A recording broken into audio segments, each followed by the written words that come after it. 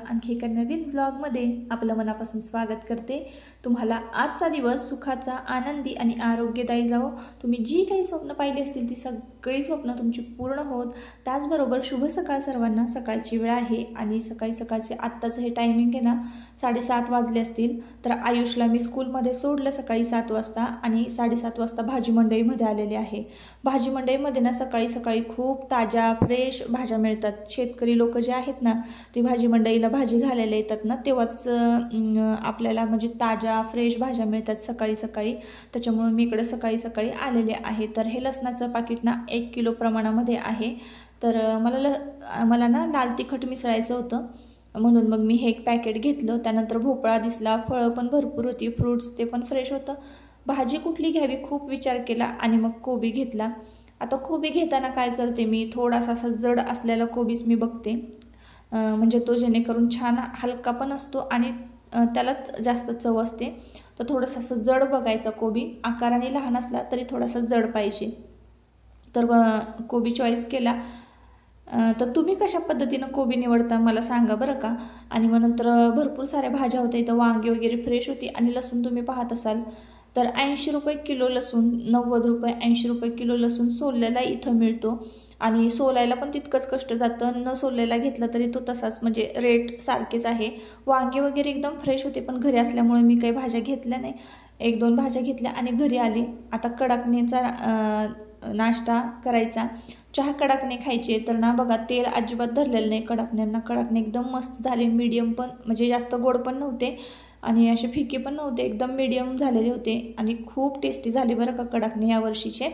आणि दरवर्षी होतात आणि दिवाळीपर्यंत पुरतात। तर शेवटचे 4च कडाकणे राहिले होते। त्यानंतर बाहेर थोडंसं फिरून आले आणि मग म्हटलं चला आता कोबी फोडणी घालायला घेऊया।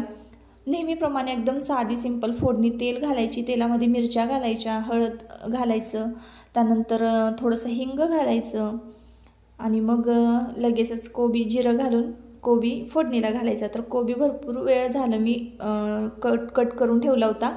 कोबी कट करून ठेवला ना की छान निथळतो आणि मग छान फोडणी बसते त्याला। तर एकदम साध्या सिंपल पद्धतीनंच फोडणी द्यायची। कोणाकोणाला कोबी आवडतो अशाच पद्धतीनं, कोणी लाल तिखट घालून सुद्धा करतं, कोणी हिरवी मिरची घालून सुद्धा करतं, पण टेस्टी ना हिरवी मिरची घातल्यालाच लागतं कोबी। आणि कोणी यामध्ये ना भिजवलेली हरभरा डाळ सुद्धा घालतं। आम्ही तर मुगाची डाळ घालतो, आधी मी हरभरा डाळच घालायचे पण आता मी मुगाची डाळ घालते। मुगाची डाळ कशी पचायला जरा सोपी असते आणि हरभऱ्याच्या डाळीने पित्त होण्याचे चान्सेस जास्त असतात, त्याच्यामुळे मी मूग डाळ घालते आणि मूग डाळ शिजते पण पटकन। एकदा मूग डाळ शिजली ना की समजायचं आपली भाजी झालेली आहे। कोबी पण लगेच शिजतो आणि एकदम पातळ मी उभा कट केलेला आहे कोबी। त्यानंतर थोडंसं मीठ वगैरे घातलं आणि मग मस्तपैकी छान परतायचा। हिंगाचा फ्लेवर एकदम छान लागतो। आवर्जून तुम्ही कोबी करताना थोडंसं हिंग घाला, मिरची घालायची, थोडंसं जिरं घालायचं, हिंग घालायचं, हळद घालायची आणि फोडणी घालायची। इतकी सोपी आहे कोबीची भाजी। त्यानंतर म्हटलं चला आता चहा देऊया। तर बाबांना चहा दिला।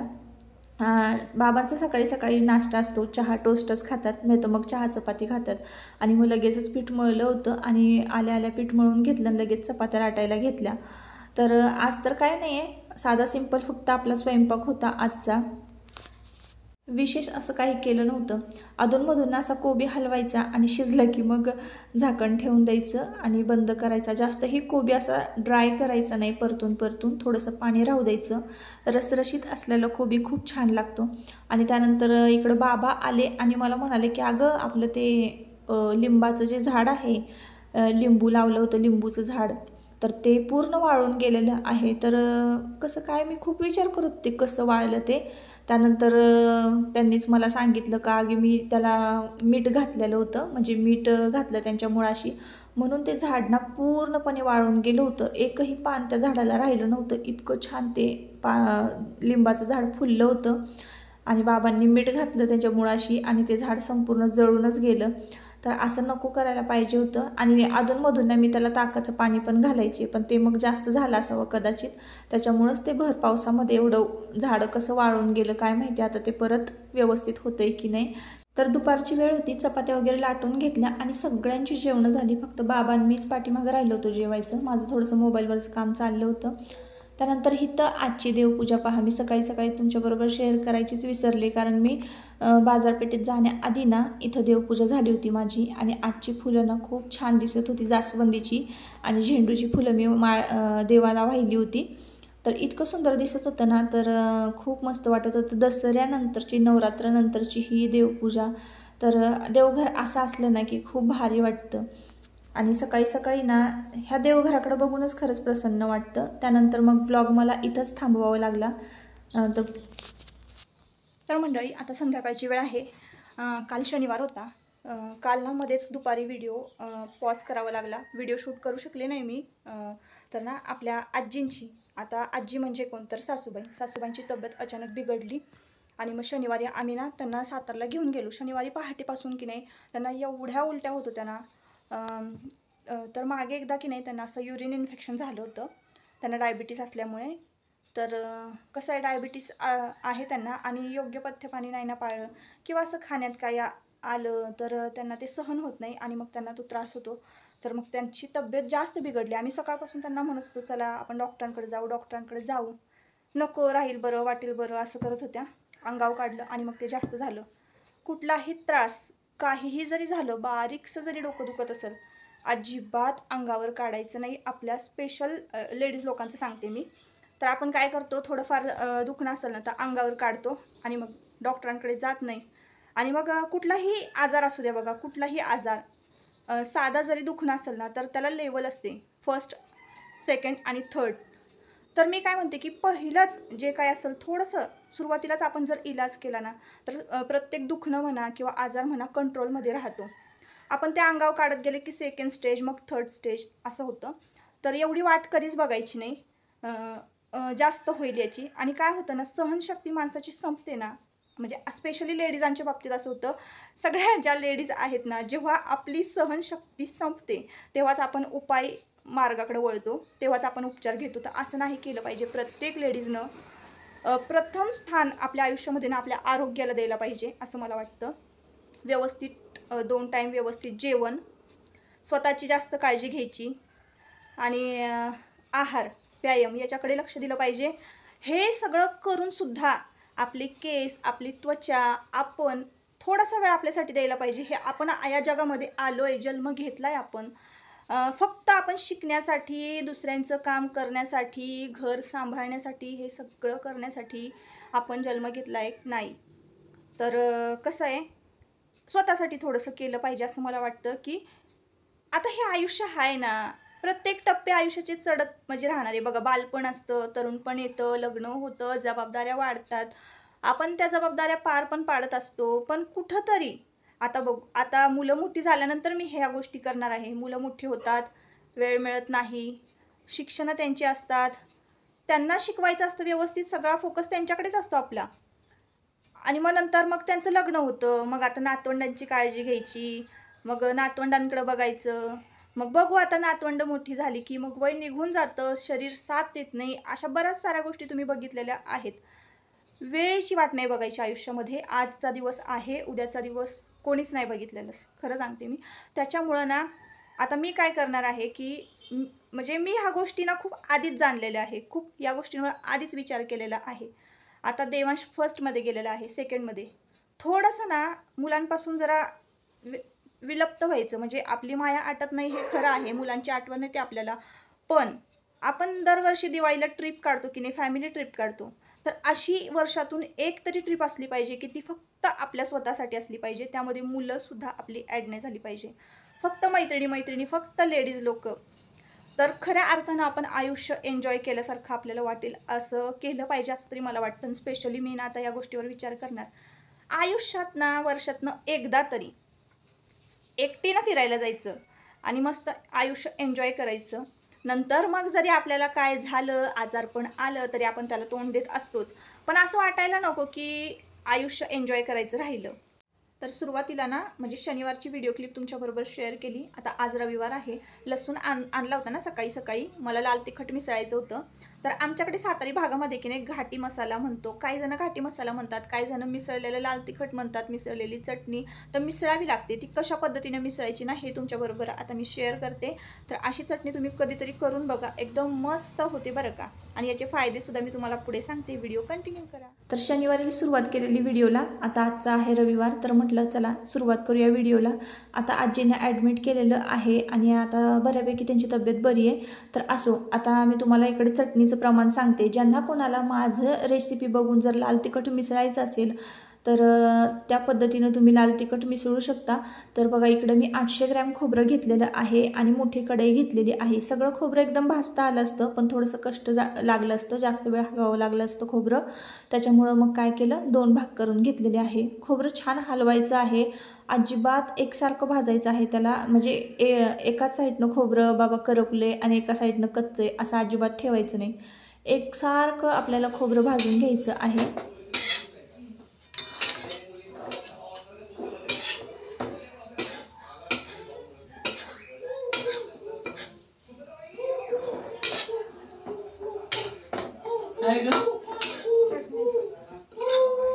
कांदा सोलू का तोपर्यंत? फक्त आहे ना हे करायचं. हो मला माहिती आहे, ते दे मला पोळ पडते तुझं, पोळ पडते गोल पोळपट कुठे?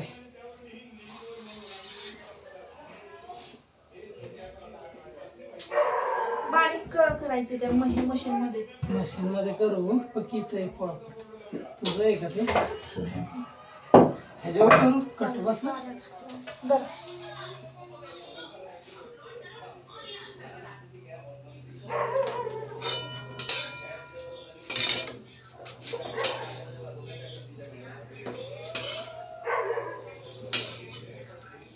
पहिले सोडून घेतो ना असे ना. हो, जास्त घालणं म्हणजे वेस्ट. तर दुसऱ्या दिवशी ना रविवार होता आणि रविवार असल्यामुळं थोडा उशिरा उठणं झालं आणि काल पण खूप दगदग झाली होती ना, दिवसभर हॉस्पिटलमध्ये बसणं झालं, तर अंग वगैरे दुखत होतं. त्यामुळे दुसऱ्या दिवशी उशिरा उठले आणि सकाळचा सगळा वेळ ना मग घरातल्या कामातच गेला. तर म्हटलं चला संध्याकाळपासून चटणी मिसळायला सुरुवात करूया, नाहीतर ना मग लसूण खराब होऊ शकतो. तर घरामध्ये आल्याला मी तर लसूण पसरवून ठेवला होता आणि मग त्यानंतर मग म्हटलं चला आता खोबरं भाजून घेऊया. सकाळपासून मी खोबरं खिसून घेतलं होतं आणि छोटी मोठी कामं करून घेतली होती. तुमच्या दादांना माझी दया आली ना, तर म्हणूनच त्यांनी विचारलं की मी तुला कांदा स्वच्छ करून देतो, मग तू पुढं बघ. कारण आत्ता ना संध्याकाळची जेवण वगैरे आटपून 10-10:30 वाजले होते आणि मग 10:30 वाजता मी सुरुवात केली होती चटणी मिसळायला. तर त्यांनी मला बघा एवढा कांदा ना सोलून स्वच्छ करून दिलेला आहे. आता ह्या कांद्याचं प्रमाण मी तुम्हाला सांगते. 2.5 किलो कांदा आहे, 1 किलो लसूण आहे आणि 800 ग्रॅम खोबरं आहे. तर या प्रमाणामध्ये सगळे इन्ग्रेडियंट्स घ्यायचे आणि लाल तिखट म्हणजे मिरची पावडर जी आहे ना, जितकी बसेल ना याच्यामध्ये ह्या सगळ्या इन्ग्रेडियंट्समध्ये वाटणामध्ये तेवढी सगळी मिरची पावडर आपल्याला घालायची आहे. तुम्ही व्हिडिओ जर संपूर्ण बघितला ना तरच तुम्हाला ही रेसिपी कळणार आहे.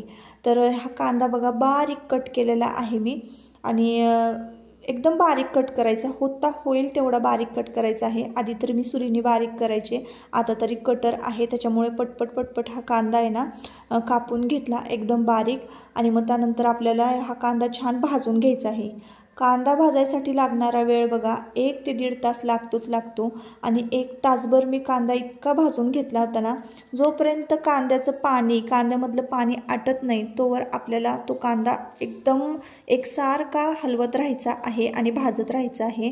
कांद्यातलं पाणी आटत नाही तोवर गॅस फुल असला तरीही चालेल. एकदा का कांद्यातलं पाणी आटलं तर तुम्ही गॅसची फ्लेम बारीक करू शकता. आणि इथं बघा लसूण बघा किती शेलका आहे आणि एकदम फ्रेश होता, ताजा. आले मी असं छान पसरवला होता ना, त्यामुळं तरी तो कालपासून आजपर्यंत टिकला. आणि आज तर म्हटलं चला कुठल्याही परिस्थितीमध्ये ही चटणी मिसळलीच पाहिजे. तर मी ही भांडी सगळे स्वच्छ करून घेतलेले आहे. जसं बघा आपण लोणचं वगैरे घालतो तर त्याला पाण्याचा हात चालत नाही लागलेला, तसंच लाल तिखटाचं चटणीचं सुद्धा असतं, मिसळलेल्या चटणीचं त्याला सुद्धा पाण्याचा हात कुठलाच म्हणजे चालत नाही. तर भांडी मी म्हणूनच स्वच्छ पुसून वाळवून घेतले होते. आणि मग त्यानंतर खोबऱ्याच्या आवाजावरूनच तुम्ही ओळखाल की खोबरं मी कसं भाजलं होतं. जवळजवळ ना अर्धा तास हलवून बघा कांदा मी अशा पद्धतीनं भाजून घेतलेला आहे. कलर तुम्ही पाहत असाल कांद्याचा. असा कांदा छान भाजल्यानंतरच आपल्याला ना त्यामध्ये तेल घालायचं आहे. आता तेल किती घालायचं आहे तर बघा, कांदा बुडेल की नाही तेवढं तेल घालायचं. थोडंसं कमी घातलं तरीही चालेल. पण आता तेल का घातलं आहे मी तुम्हाला आता सांगते बघा. आपण लोणची वगैरे करतो तर वर्षभर लोणचं टिकून राहतं कसं तेलामध्ये छान, अजिबात बुरशी वगैरे येत नाही. तसंच लाल तिखट आहे. लाल तिखटाला आहे ना कांदा भाजताना कांदा बुडेल इतकं तेल घालायचं आणि छान तो कांदा भाजून घ्यायचा त्याच्यामध्ये. म्हणजे तुम्ही वर्षभर जरी हे लाल तिखट मिसळून ठेवलं ना तरीसुद्धा अजिबात खराब होणार नाही. आता लसूण गोळा करून घेतलेला आहे आणि त्याच्यामध्ये मीठ घातलेलं आहे. मीठ घालून आपल्याला हा लसूण की नाही छान वाटून घ्यायचा आहे. जसं आलं लसूण पेस्ट एकदम बारीक असते त्या पद्धतीने आपल्याला मीठ घालून हा लसूण बारीक करून घ्यायचा आहे, वाटून घ्यायचं आहे. खोबरंसुद्धा मी वेगळ्या भांड्यामध्ये बारीक केलेलं आहे. आता तुम्ही ना लसूण खोबरं एकत्र जरी वाटलं ना तरी चालेल. पण मागच्या वेळेस मी जेव्हा लाल तिखट करत होते ना त्यावेळेस मी एकत्र वाटलं होतं तर लसणाचे जास्त जाड तुकडे राहिले होते. असं होऊ नये म्हणून मी दोन्ही ज्या वस्तू आहेत त्या वेगवेगळ्या वाटून घेतलेल्या आहेत. खोबरं एकदम कुरकुरीत भाजलं होतं त्याच्यामुळं पटकन ते बारीक झालं आणि लसणामध्ये मीठ घातलेलं आहे त्यामुळं ते लसूणसुद्धा एकदम बारीक पेस्ट लगेचच झाली.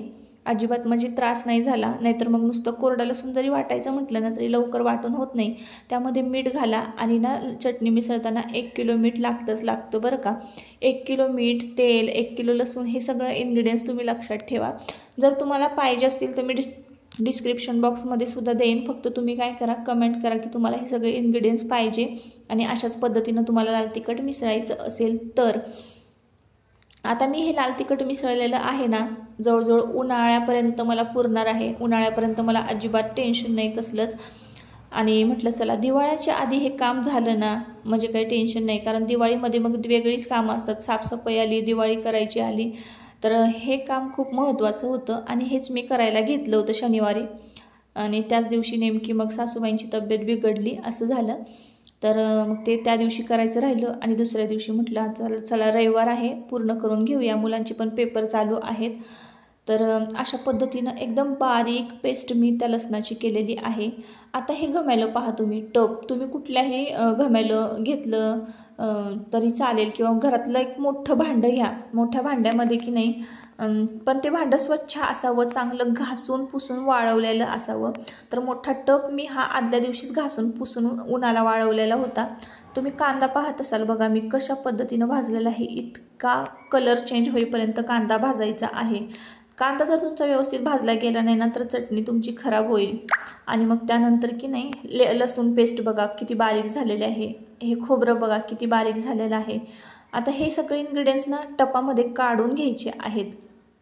आणि ना त्यानंतर मग यामध्ये घालायचं आहे मीठ. तर आता मीठ कशासाठी घालायचं तर बघा, आपण या तेलामध्ये की नाही मीठ मिक्स केलं की नाही कांदा जो थोडा थोडा बारीक असतो कट केलेला तो तसाच राहतो ना, तो बारीक राहू नये त्याच्यामुळं ना आपण त्यामध्ये मीठ घातलेलं आहे. आणि हे मीठ ना चांगलं चोळून घ्यायचं कांद्याला, जेणेकरून कांदा पण छान वाटला जाईल, बारीक होईल अशा पद्धतीनं. म्हणून मी त्यामध्ये मीठ घातलेलं आहे.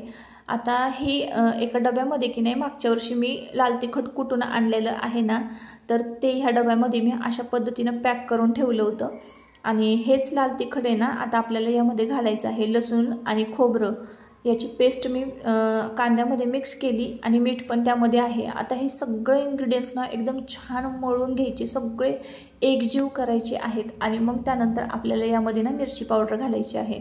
तर अशा पद्धतीनं ना खेडोपाडी म्हणा असा लाल तिखट मिसळलं जातं. आणि तुम्हाला सांगितलं सुरुवातीला कोणी कोणी याला घाटी मसाला म्हणतं, कोणी कोणी मिसळलेलं लाल तिखट, मिसळलेली चटणी, काळा मसाला अशी वेगवेगळी नावं आहेत प्रत्येक भागामध्ये. पण आम्ही तर मिसळलेली चटणीच म्हणतो, मिसळलेलं लाल तिखट. आणि अशा पद्धतीनं लाल तिखट मिसळलं ना तर तुम्ही नॉनव्हेज जर खात असाल नसाल किंवा करत असाल तर एकदम भन्नाट चव येते. कुठलंही कालवण करा तुम्ही, साधी मटकीची आमटी केली किंवा साधं जरी केलं ना आणि त्या मटकीच्या आमटीला नुसती लसणाची जरी वर्ण फोडणी दिली हे लाल तिखट टाकलं ना तरीसुद्धा तुमची कालवणं एकदम एक नंबर होतात. म्हणून अशा पद्धतीनं ना लाल तिखट मिसळायचं असतं. आता अशा पद्धतीनं लाल तिखट मिसळायची पद्धत कधीपासून निघाली, काय निघाली मला काही माहिती नाही. पण मी जिथं राहायचे ना त्या आजींनी मला सांगितलं होतं की पूर्वी ना सगळ्यांकडे पैसा असायचा असं नाही आहे. ज्या वेळेला पैसा असेल ना त्यावेळेला हे असं कांदा खोबरं खरेदी केली जायचं आणि मग एकदम असा मसाला करून ठेवायची. आणि मग एरवी काही जर नसेल ना तर मग नुसता बटाटा चिरून त्यामध्ये लाल तिखट घालून कालवण केलं जायचं. तरीसुद्धा कालवणाला एकदम मस्त टेस्ट असायची. म्हणूनच मग ह्या अशा पद्धतीनं ना एकदम लाल तिखट मिसळलं जातं. तर असं आहे. आता तर काय विकतच्याच पावडरी सगळ्या वापरतात, पण मी तरी अजून असाच मसाला करते बघा घरी. आणि हे लाल तिखट जवळजवळ मला आरामात आता तरी मी तर म्हणते 6 महिने, पण 7-8 महिने मला हे लाल तिखट जाणार आहे.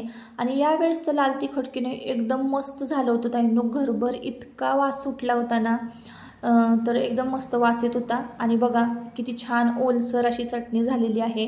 तर ही चटणी तुम्ही एकच चमचाभर कुठल्याही कालवणात घाला, एकदम भन्नाट टेस्ट येणार आहे.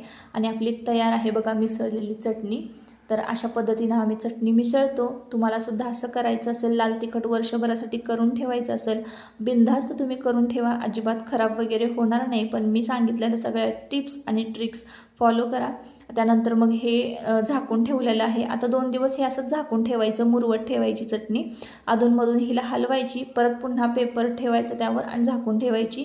आणि मग भरणी वगैरे सगळी स्वच्छ धुवून पुसून भरणी 2 दिवस सावलीमध्ये वाळवायची, लाल तिखटाची भरणी. आणि मग लाल तिखट भरून ठेवायचं. असो तर मग आता या व्हिडिओचा मी शेवट इथंच करते. परत आपण पुन्हा भेटूया नवीन एका ब्लॉगमध्ये. तोपर्यंत स्वतःची काळजी घ्या आणि मजेत राहा. चला बाय बाय.